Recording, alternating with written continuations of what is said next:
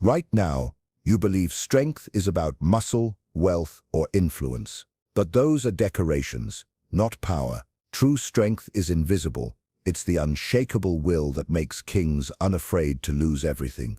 The cold resolve that lets men walk through fire without blinking. While most people chase comfort, the strong train themselves to endure pain. They do not hope life will be kind. They prepare for when it is cruel. Every day, the world is testing you. It's watching to see where you break. The bills you can't pay, the betrayal you didn't expect, the fear that keeps you awake at night. Ordinary men run from these trials. Extraordinary men use them. They don't wait for the storm to pass. They walk into it and come out sharper. Machiavelli wrote that fortune belongs to those who are disciplined, ruthless, and unafraid of sacrifice. This video isn't about motivation. It isn't about being liked. It's about forging a will so unyielding that nothing, not pain, not fear, not failure, can bend it. If you want comfort, leave now. But if you want to become untouchable, if you want to become inhumanly strong, keep watching. The first step to inhuman strength is to destroy the illusion that life will go easy on you. The world is not fair. It doesn't care if you're kind, talented, or full of potential. It's not waiting to reward you for your good behavior. It's sharpening its knives, and if you're hiding inside comfort, thinking you're safe, you're already losing. Look at the people around you. They cling to their routines like a child clutches a blanket. They wake up seeking warmth, pleasure, distraction. They avoid discomfort at all costs, and that's why they break so easily. One setback, one betrayal, one moment of real pressure, and they collapse because they never trained themselves to suffer on purpose. Machiavelli understood this truth better than anyone. He warned princes never to grow soft inside their own walls. Comfort rots the core. A ruler who shields himself from hardship becomes weak, and weak rulers lose their crowns. The same is true for you. If you want to be unbreakable, you must choose your suffering before life chooses it for you. This means cutting out every luxury that dulls your edge. Wake earlier than you want. Work longer than you think you can endure. Deny yourself the little comforts you secretly know are softening you, the people who drain you. When you control your pain, it can't be used against you. Think of a blade being forged. The metal is beaten, burned, and drowned over and over until it becomes something deadly. If you were that blade, how many strikes would you survive before you cracked? Every hardship you voluntarily face is another strike of the hammer, another blast of the fire, another step toward becoming unshatterable. Do not wait for life to test you on its terms. Test yourself first. Seek out the struggle deliberately, because when you own your pain, you own your power. When the world tries to crush you, it will find you already tempered like steel. The man who willingly suffers cannot be broken. Most people are prisoners in their own heads. They are ruled by impulses they don't even recognize. They speak before they think. They react before they calculate. They reveal themselves without meaning to. Their minds are open fields where anyone can walk in and plant seeds of fear, doubt, or desire. To become inhumanly strong, you must seal those gates. You must train your mind until it answers only to you, not to fear, not to pleasure, not to the pressure of the crowd. Machiavelli admired leaders who could stand in chaos and remain unshaken, because they treated every thought like a soldier under command. Nothing entered their judgment unless it proved useful. Rage was chained until it was time to strike. Compassion was stored until it served a purpose. Even joy was rationed, because too much of it makes a man careless. The first step is awareness. Most people drift through life, reacting on instinct. They don't notice when they're being manipulated. A rumor spreads, and they believe it. A threat appears, and they retreat. A temptation glitters, and they grab it. But you will learn to pause. That single pause, that moment where you refuse to react, is the beginning of control. Picture your mind as a fortress with high stone walls. Every thought must be inspected at the gate. Is this fear valid, or is it just noise? Does this desire serve me, or does it enslave me? Is this anger useful, or will it expose me? If a thought does not pass inspection, it is turned away. Over time, this becomes second nature. Once you master this discipline, people will notice something different about you. You will move with quiet certainty. You will not flinch when insulted. You will not rush when pressured. You will not celebrate too loudly even in victory, because you know victory is never final. And this calm will make others uneasy. They will wonder what you are thinking. They will wonder what you are planning. And fear grows fastest in the dark. But this calm is not about appearing cold. It's about freeing yourself from chains. When your decisions are no longer driven by emotion, you cannot be baited. You cannot be rushed. You cannot be played. Your enemies will try to guess what hurts you, and they will find nothing to grab onto. Build this mental fortress, brick by brick. In moments of stress, slow yourself down instead of speeding up. In moments of pleasure, remind yourself it's temporary, not a throne to sit on. In moments of fear, remember that fear is only information, not a master. The man who commands his mind commands his fate. He does not live at the mercy of moods or events. While others are tossed around like leaves in the wind, he walks straight through the storm without bowing his head. And that is strength far greater than muscle or money, because it cannot be taken away. When your mind becomes a fortress, no whisper can sway you, no insult can unbalance you, no temptation can pull you off course. You will act when you choose to act.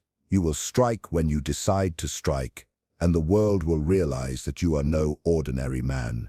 You are something far more dangerous. Most people think strength lives in the body. They imagine that if they just build more muscle, run more miles, or eat the perfect diet, they'll become powerful. But the truth is harsher.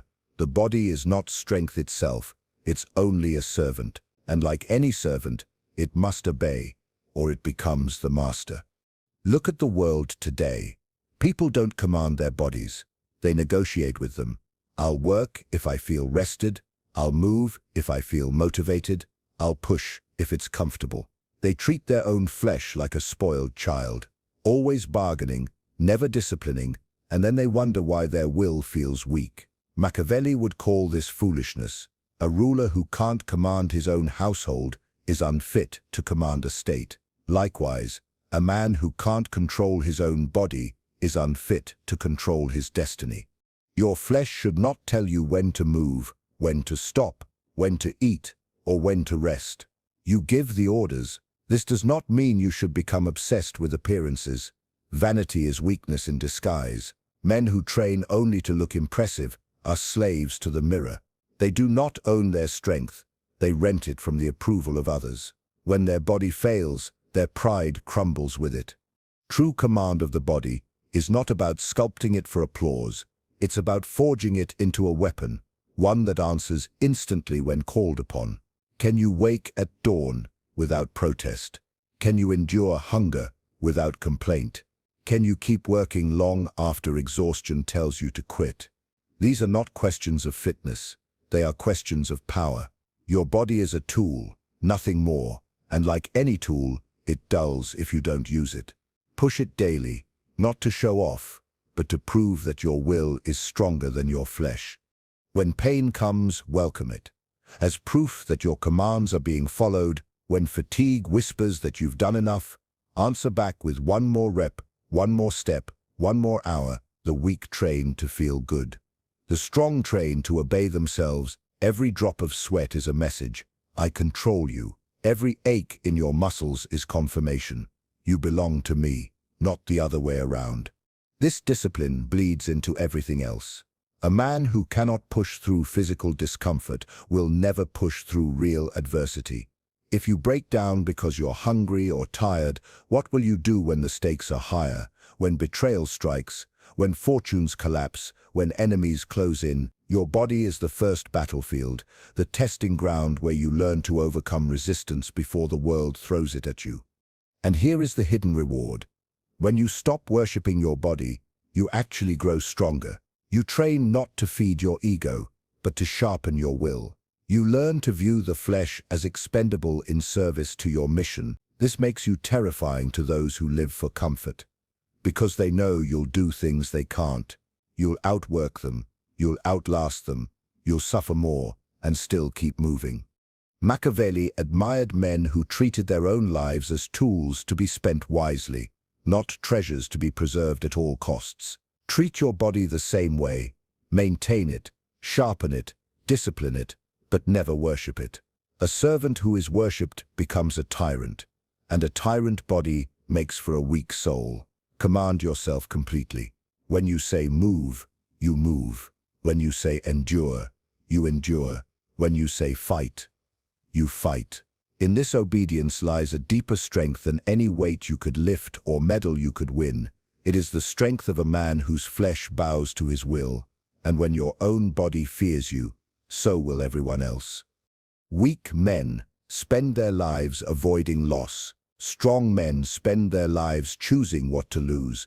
That is the difference. The masses think strength is about clinging to everything: comfort, relationships, approval, security. But real strength is built by cutting away what softens you before life does it for you. Machiavelli understood this law of power. Nothing great is achieved without deliberate cost. Princes who tried to please everyone lost their thrones. Generals who refused to leave soldiers behind lost wars. In the game of survival, sentimentality is a liability. The man who cannot let go is already enslaved by what he clings to. Look at how most people live.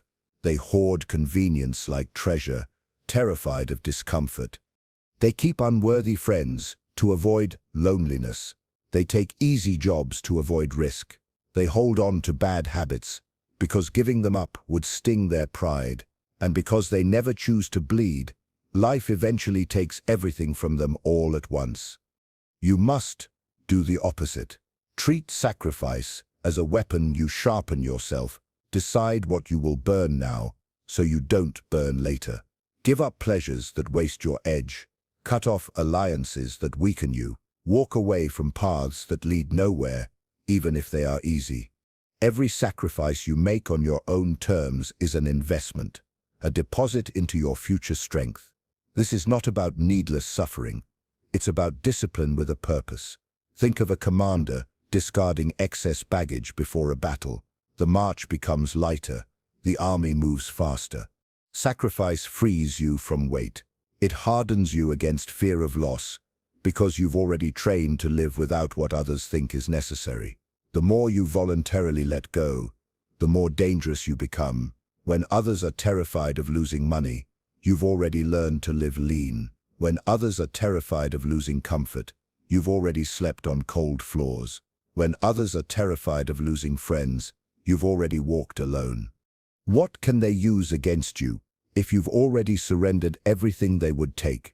There's a reason Machiavelli praised rulers who placed survival above sentiment. He knew that a prince willing to sacrifice his own comfort, even his own reputation, could not be cornered. Such men appear ruthless, but in truth, they are simply free from the fear of loss. Start small. Give up one indulgence every week. Not forever, but long enough to prove you control it, not the other way around. Refuse one invitation you secretly don't need.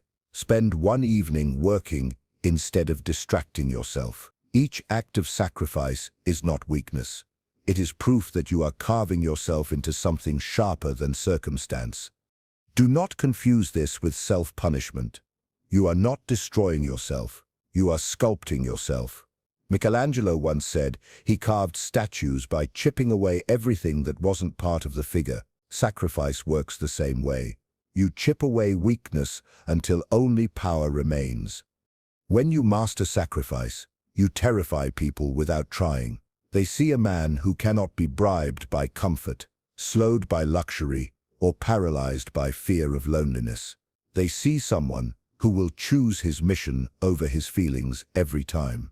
And that makes you dangerous, because if you are willing to give up what others worship, you can take everything they thought was untouchable. The man who treats sacrifice as an ally is no longer hostage to the world. He doesn't cling to possessions, titles, or approval. And because of that, he cannot be manipulated. He chooses what to lose, and in choosing, he wins. The strongest man is not simply the one who can endure more pain or impose more willpower. It is the one who cannot be read, cannot be anticipated, cannot be cornered. When people know exactly who you are and how you will react, they know how to defeat you. Predictability is weakness, disguised as consistency. Most people broadcast their inner world like an open book. Their faces reveal every thought. Their routines never change. Their words betray their fears and their desires. One insult and they explode. One compliment and they soften. They are like machines with visible buttons. Press the right one and you control them completely. To be inhumanly strong, you must remove those buttons. Machiavelli admired rulers who concealed their motives and shifted their behavior with precision. They were not erratic, they were strategic. Their enemies could never tell if they would yield or strike, forgive or destroy. This uncertainty was itself a weapon. Start by concealing your emotions, not by faking cheerfulness, but by becoming unreadable. When something angers you, do not show it. When something pleases you, do not show it. When something frightens you, especially, do not show it. People fear what they cannot measure, and they cannot measure a man whose face is a mask. Next, vary your patterns. Do not be predictable in how you speak, where you go, who you favor, or how you respond. Let people think they understand you, then prove them wrong at the moment. It matters most. Uncertainty breeds caution, and cautious people do not attack. When you're unreadable, your strength multiplies. Competitors hesitate, unsure how to challenge you. Allies respect you more because mystery makes power feel larger than life. And enemies stop plotting because they cannot tell where to strike. Even betrayal loses its teeth when no one knows which way you will turn. This is not about being chaotic for its own sake. Unpredictability is not recklessness. It is control, the ultimate form of control. You decide when to be generous and when to be merciless. You choose when to advance and when to hold your ground. You determine when to reveal your strength and when to hide it entirely. Think of a predator in the wild. The most dangerous creature is not the one that roars constantly, but the one that moves silently and strikes without warning. People fear not only what is powerful, but what is unknown. If they cannot read your next move, they will imagine it to be worse than it is, and that fear alone becomes part of your power. Machiavelli wrote that a ruler must be both lion and fox, able to fight fiercely when required, and able to deceive when fighting directly would be unwise. When you master unpredictability, you embody both. You are not just strong, you are untouchable. When others expect you to beg, stand silent. When they expect you to forgive, strike. When they expect you to rage, smile. When they expect you to surrender, advance. Each time you defy expectation, you teach the world that no one truly knows you, and when no one knows you, no one can own you. The man who cannot be read cannot be broken. His strength is not simply endurance or discipline, but the fear he creates by being impossible to predict, and that fear protects him more than armor ever could. You've now seen every step. Every piece of this path is designed to strip away the softness that weakens most men and replace it with something no one can break. Let's tie it all together. First, you learn to destroy comfort before comfort destroys you. Weak men let life test them on its terms. Strong men test themselves. First, they wake earlier than they want, suffer longer than they should, and cut out every luxury that makes them slow to fight. Second, you learn to train your mind to rule, not serve. Fear, doubt, and emotion are tools for those who control them, chains for those who don't. If you don't own your own thoughts, someone else will. Third, you learn that your body is not a shrine to worship. It is a weapon to command. You do not train to look strong. You train to prove that your flesh obeys your will without question. Fourth, you learn that power is multiplied by mystery. When people cannot predict you, they cannot control you. When they cannot read you, they fear you. A man who is both lion and fox, as Machiavelli wrote, is impossible to corner. What does all this mean? It means real strength is not a single skill, a single workout, or a single mindset. It is a total transformation from the inside out. Your mind must be tempered. Your body must be disciplined. Your presence must be unreadable. Together, these turn you into something rare, a man no one dares to push because he cannot be broken, cannot be manipulated, and cannot be stopped. If you take these lessons seriously, you will no longer chase strength for applause. You will no longer measure yourself by what others say or think. You will become strong because you refuse to be anything else, and that kind of strength does not fade. The question now is simple. Will you take the first step? Will you wake tomorrow and choose pain before it chooses you? Will you command your thoughts and your body instead of letting them command you? Will you stay mysterious enough to keep enemies guessing and allies respectful? Most people will watch this and nod along. Then they'll go back to the same soft routines, the same empty comforts, the same predictable habits that have always kept them weak. But you're not most people. If you've stayed this long, you're already different. You already know this truth. Strength is not given, it's taken. And you take it by force, by forging yourself in fire until nothing can bend you. The world isn't getting easier. It's getting sharper, colder, and more hostile. But that's your advantage. While others crumble, you'll grow harder. While others pray to be rescued, you'll already be unshakable. Temper yourself. Become steel, and when life strikes, you will not break. You will cut straight through it. If this video gave you something real, something you can use, then prove it. Hit like, hit subscribe, and keep forging yourself here. The weak will scroll away. The strong will stay and keep sharpening the blade. Which one are you?